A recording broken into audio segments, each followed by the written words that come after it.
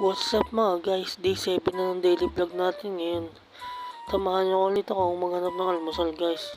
Tumingin ako dun sa dulo guys, wala nang nagtitinda.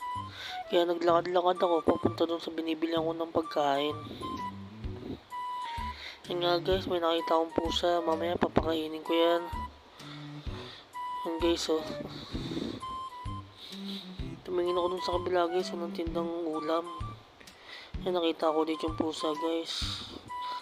Ano kayang iniisip niya? Naghahanap siguro siya ng pagkain guys. Kaya nandiyan siya sa gitna ng kalsada. May tinitignan siya dun sa dulo guys. So, ano kayang tinitignan niya dun?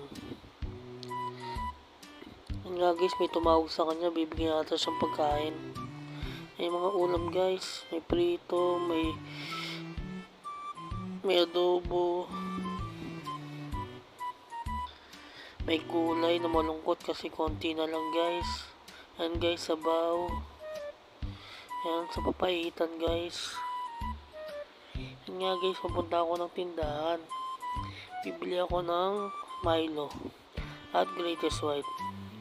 Yan guys, tamang lakad lang ako gan. Yan guys, malapit na ako sa tindahan. Lakad-lakad lang. Yan nga guys, umikot ako para makapag-jogging din ako. Guys, tamang lakad lang ako dyan. Ayun yung court guys oh.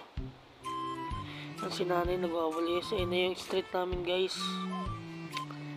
Yan, tamang lakad lang guys. Umikot kasi ako dyan para makapaglakad-lakad din.